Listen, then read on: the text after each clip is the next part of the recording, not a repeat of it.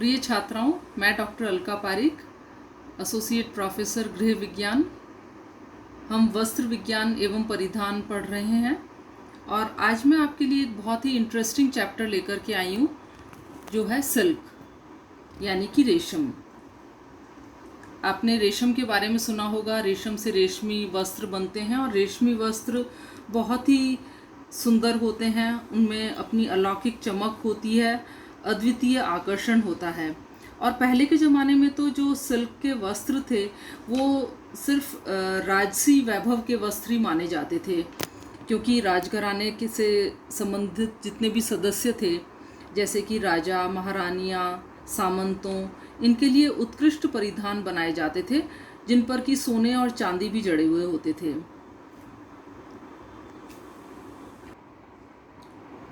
अब हम करेंगे रेशम के उद्गम और इतिहास के बारे में। चीन को रेशम का जन्मदाता माना जाता है।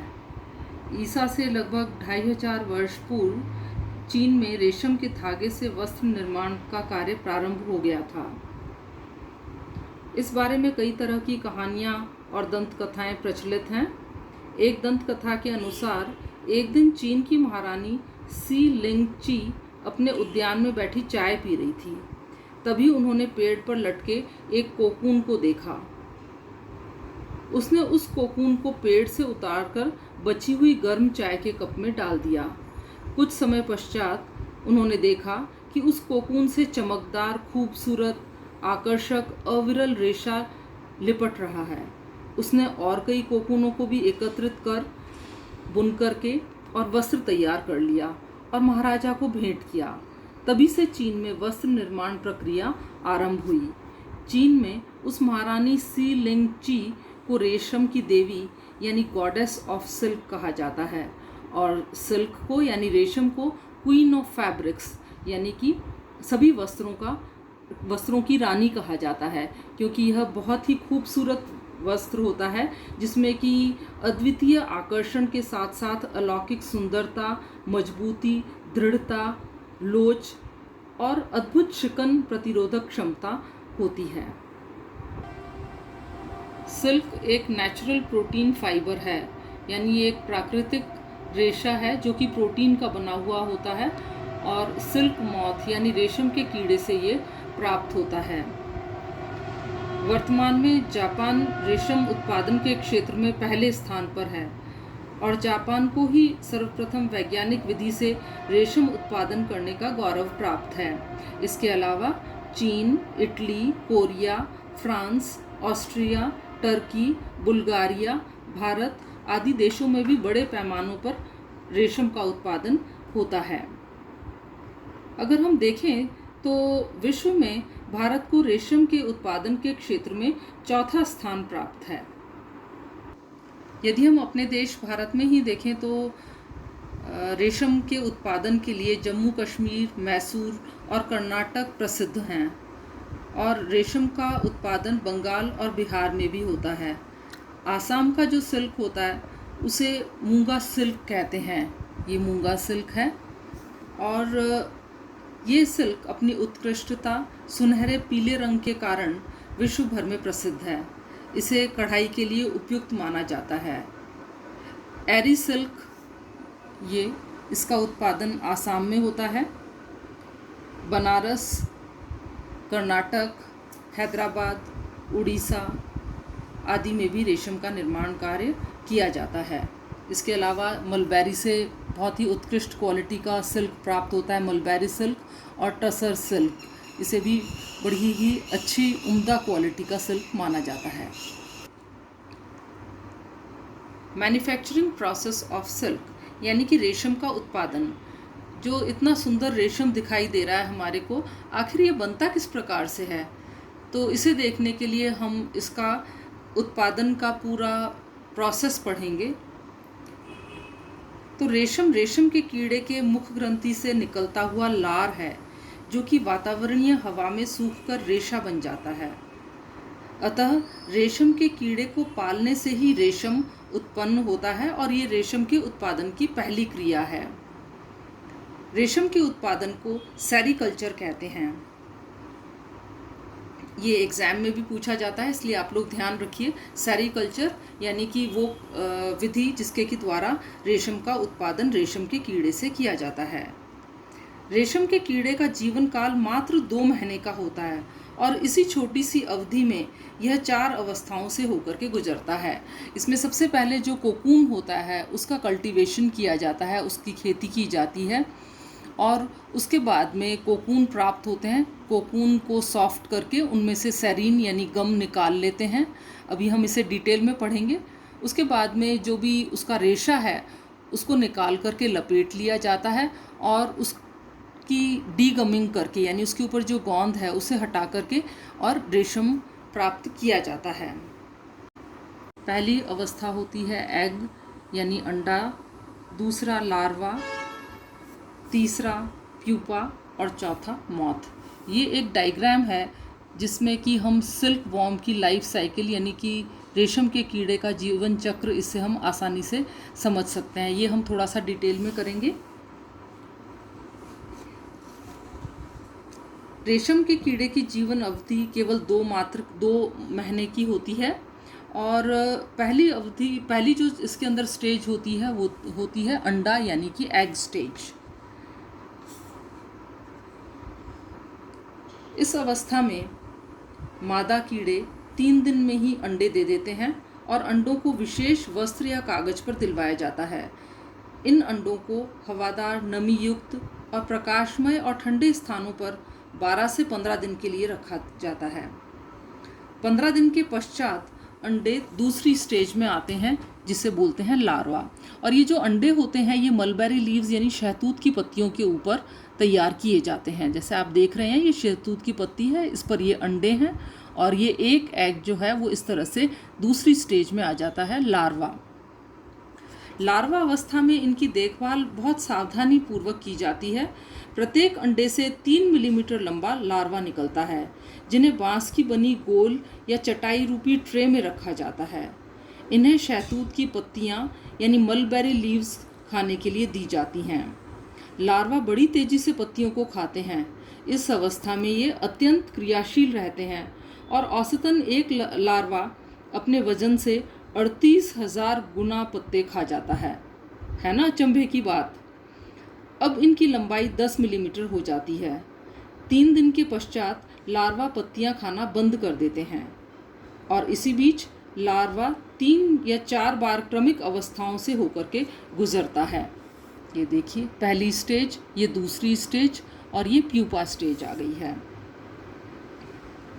चौथी अवस्था के जो कीड़े होते हैं उनका त्वचा का रंग सलेटी से बदल करके और गुलाबी हो जाता है। इनका आकार अंग्रेजी के 8 यानी 8 अक्षर के जैसा हो जाता है। यह लगातार अपने सिर को, ये देखिए इस तरह से, और ये जो होता है ये लगातार अपने सिर को झकझोरता रहता है। ये इस बात का द्योतक होता है कि अब वह कोकून बनाने के लिए तैयार हो गया है। इसके बाद अगली स्टेज आ जाती है प्यूपा। इस अवस्था में कीड़े लगातार लार यानी सलाइवा स्रावित करते रहते हैं और बच्चों यही सलाइवा रेशम के रेशे में परिवर्तित होगी आगे चल कर के। कैसे, ये हम देखते हैं। इनके मुख के पास 2 ग्रंथियां होती हैं जिनके छिद्रों में तरल पदार्थ के रूप में ये लार्वा निकलता रहता है। इनमें से एक फाइब्रिन और दूसरा सेरिसिन नामक गोंद, याद रखिए फाइब्रिन और सेरिसिन नामक की गोंद निकालता है जो वातावरण की हवा में सूखता जाता है। सूखने के बाद ये आपस में सट जाते हैं जिन्हें प्यूपा शीघ्रता से अपने शरीर पर लपेटते जाते हैं, अर्थात रेशा निकलता जाता है और जो कीड़ा है वो उसे अपने शरीर के ऊपर लपेटता रहता है। 24 घंटे में ही ये कीड़े इतनी अधिक लार स्रावित करते हैं कि वे स्वयं उसी में छिपकर अपने ऊपर सेरिसिन का सफ़ेद कोट बना लेते हैं। 3-4 दिन में पूरा कोकून तैयार हो जाता है। कोकून बनने के पश्चात प्यूपा 10 दिन तक निष्क्रिय होकर सोते रहते हैं। इस तरीके से इन्हें गर्म पानी अथवा भाप में डालकर इनके अंदर छिपे कीड़ों को मार दिया जाता है। गर्म पानी से गोंद ढीली हो जाती है और रेशम का रेशा लपेट लिया जाता है। अब ये जो एडल्ट अवस्था है, मॉथ जिन कोकून से अंडे प्राप्त करने होते हैं, मतलब कोकून इस स्टेज पर, जब कोकून वाली स्टेज आ गई है तो रेशम के रेशे का तो निर्माण हो ही गया है, तो लार्वा जो अंदर होता है उसे तो मार दिया जाता है। लेकिन अगर कुछ कीड़े आगे के लिए भी रखे जाते हैं जिससे कि और अधिक रेशम का उत्पादन हो सके, तो उन कीड़ों को जिनसे कि अंडे प्राप्त करने होते हैं उन्हें छोड़ दिया जाता है और पूर्ण आयु प्राप्त करने पर ये कोकून को फाड़कर बाहर निकल आते हैं।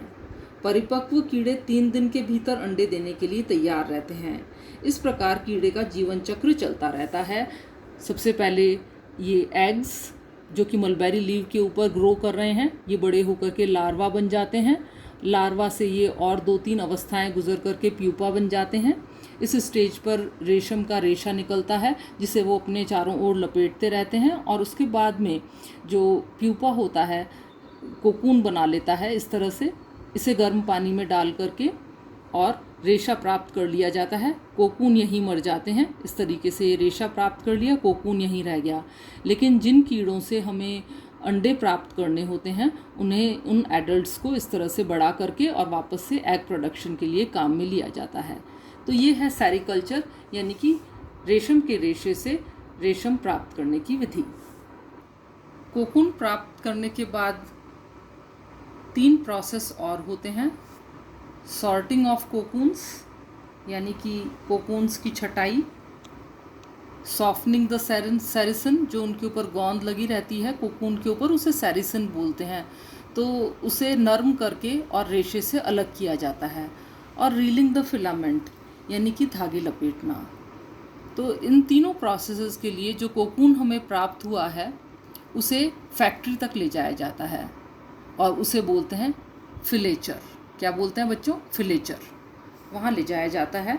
वहाँ पर सबसे पहले कोकून की छटाई की जाती है। इसके लिए कोकून को एकत्रित करने के बाद रंग, आकृति, रचना और आकार के अनुसार इनकी छटाई की जाती है। अंडाकार व गोल कोकून को रेशा तैयार करने के लिए छांटा जाता है और कई बार लिंग के आधार पर भी कोकून की छटाई की जाती है। इसके लिए एक स्वचालित बेल्ट पर कोकूनों को रख दिया जाता है। नर जाति के कोकून भारी होने के कारण नीचे गिरने लगते हैं और मादा कोकून हल्के होने के कारण अलग एकत्रित हो जाते हैं।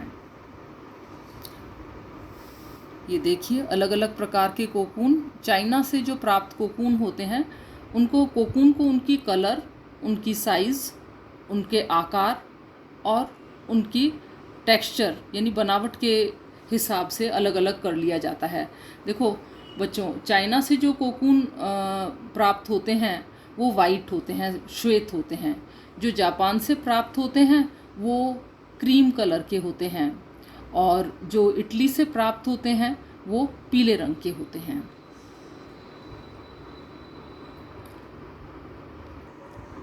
कोकून की छटाई के पश्चात इन्हें गर्म पानी या गर्म भाप में डालते हैं। इनके अंदर छिपे कीड़े मर जाते हैं, साथ ही गोंद ढीली होकर मुलायम हो जाती है। अब इन्हें ठंडे पानी से धोकर इनके ऊपर हल्का ब्रश फेर कर इनका छोर प्राप्त कर लिया जाता है। क्या होती है? धागे लपेटना, यानी कि रीलिंग द फिलामेंट। कोकून के छोर से प्राप्त कर लेने के बाद धागे को लपेटा जाता है। रेशम का एक अकेला धागा अत्यंत बारीक और कोमल होता है, इसलिए 3 से 8 कोकूनों के धागों को साथ लेकर और छोर निकालकर रील पर चढ़ाया जाता है। धागे लपेटने का कार्य निपुण और कुशल ऑपरेटर्स के द्वारा किया जाता है। बच्चों, तुम्हें जानकर आश्चर्य होगा कि हर एक कोकून से लगभग 100 से 200 फीट तक अविरल लंबाई के धागा लपेट करके प्राप्त किया जा सकता है। उसके बाद उन धागों से लच्छियाँ बना ली जाती हैं और इन लच्छियों को प्राकृतिक या कृत्रिम रूप से हवा में सुखा लिया जाता है। सूख जाने के पश्चात वस्त्र निर्माण के लिए भेज दिया जाता है।